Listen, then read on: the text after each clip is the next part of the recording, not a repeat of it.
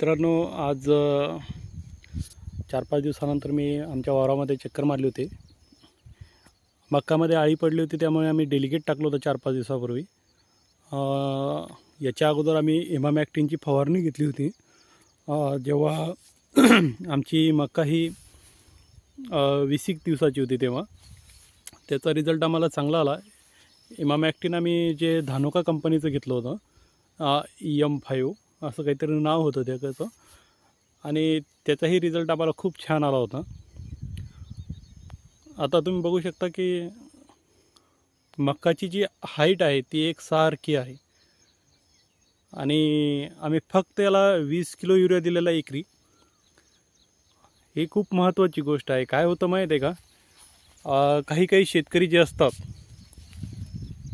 ते युरियाचं प्रमाण जास्त वापरतात. आपण सर्वसाधारणपणे जेव्हा युरिया आपण आपल्या शेतामध्ये टाकतो, तेव्हा त्याची वर्किंग पिरियड किती आहे हे समजून घेणं खूप महत्त्वाचं आहे. मी जसं काही BSc ॲग्री झालेल्या मुलांना विचारलं, तर त्यांचं म्हणणं होतं, सर आपण जेव्हा युरिया शेतामध्ये टाकतो तेव्हा तो 5व्या-6व्या दिवशी आपल्या मालाला लागणं चालू होतं. विरघळणं वगैरे, विघटन होणं आणि ते मुळ्यांपर्यंत जाणं, हे सर्व प्रोसेस पाणी पडल्यापासून किंवा जमीन ओलली असेल तर 5व्या दिवशी तो लागायला चालू होतो. आणि त्याचा वर्किंग पिरियड जो आहे तो 25 दिवसाचा आहे, 25 ते 30 दिवस. म्हणजे टाकल्याचे 5 दिवस आपण जर सोडले तर पुढचे 30 दिवस म्हणजे 35 दिवस सर्वसाधारणपणे युरिया हा काम करतो. त्याच्यानंतर आपण सिंगल सुपर फॉस्फेट घेतलं तर हा 25 ते 30 दिवसानंतर त्याची प्रोसेस जी लागायला, म्हणजे मालाला लागायला चालू होते. ज्या दिवशी आपण टाकतोय त्या दिवशी जर समजा जमिनीमध्ये ओल असेल तर त्या टाकलेल्या दिवसापासून 25 दिवसाच्या नंतर सिंगल सुपर फॉस्फेट लागायला चालू होते. पोटॅशचं जर म्हणसाल तर कोणी म्हणतं 35 दिवसानंतर, कोणी म्हणतं 40 दिवसानंतर तो लागायला चालू होतो.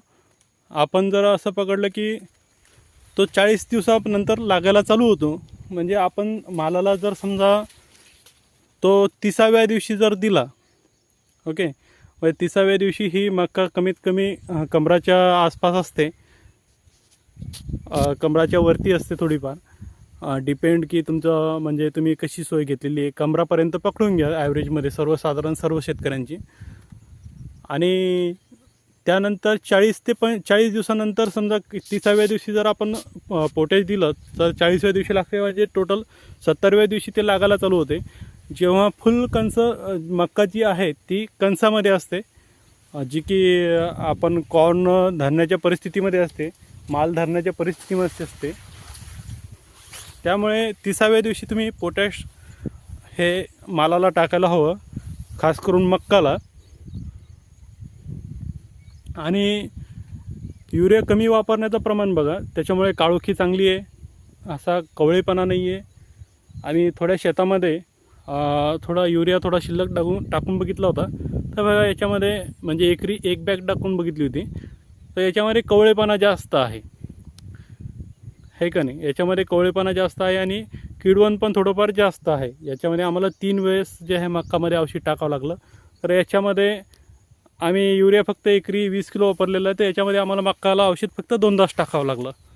म्हणजे जो औषधीचा खर्च आहे युरिया कमी टाकल्यामुळे तो पण आमचा कमी झालेला आहे का नाही.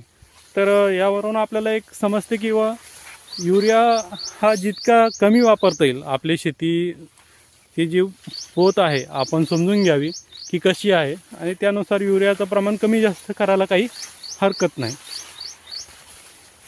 आणि कोणतं खत किती टाकावं, कसं टाकावं, झिंक हे खूप चांगल्या प्रकारे काम करतं मक्कामध्ये.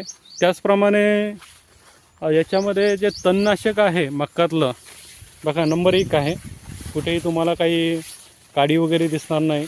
जे गवत आहे सध्या तो पिवळं पडलेला आहे, आणि हे सध्या जाण्याच्या स्थितीमध्ये आहे. आणि जेव्हा मक्का सायरेल तेव्हा हे पूर्णपणे नष्ट झालेलं असेल. बघा, हे मक्का लावण्याचा हा दुसराही फायदा आहे की तुम्हाला त्याच्यामध्ये गवत नियंत्रण करण्यासाठी खूप फायदा होतो. कारण की तुमचा एक स्प्रे करावा लागतो आहे फक्त, टिंजर किंवा इतर जे औषधी असेल, आम्ही टिंजर वापरलं कारण की त्याचा रिझल्ट आम्ही अनुभवलेला आहे. प्रत्येक शेतकऱ्याला ज्याचा अनुभव असेल त्याने ते औषध शेतामध्ये फवारायला काहीच हरकत नाही. या व्यतिरिक्त जर म्हणसाल तर 2 तासांमधलं जे अंतर आहे ते 2.25 फूट ठेवलेलं आहे आम्ही. आणि जी मक्का टाकली 1 एकरामध्ये 7 किलो टाकलेली आहे. 7 किलो आणि 2.25 फूट. जे 2 धांड्यांमधलं जे 2 अंतर आहे ते 2.25 फूट केल्यामुळे आम्ही जे मक्काच्या 2 धांड्यांमधलं जे अंतर आहे ते 10 इंच केलेलं आहे. म्हणजे बघा, जेव्हा तुमचं 2 सव्यांमधलं अंतर वाढतं आहे तेव्हा तुम्ही दांडी जवळ करा, इस्रायल पद्धतीने मक्का लावा समजा. आणि जेव्हा तुमचं 2 सव्यांमधलं अंतर कमी करताय तेव्हा तुमचं दांड्यांमधलं तुम्हाला जे अंतर आहे ते वाढवावं लागेल. यावरून एवढं आपल्याला समजून येत आहे. हे बघा, आमच्या शेतातील हा आंबा आहे, त्याच्यामुळे इथे आंब्याच्या सारीमुळे थोडी मका कमी वाढलेली आहे या ठिकाणी. तिकडे तुम्ही बघू शकता एक सारखा वट आहे. याच्या व्यतिरिक्त अजून काही माहिती हवी असेल तर कमेंटमध्ये नक्की सांगा. पुढचा व्हिडिओ आपण हा सोयाबीन पिकाबद्दल बनवू. धन्यवाद.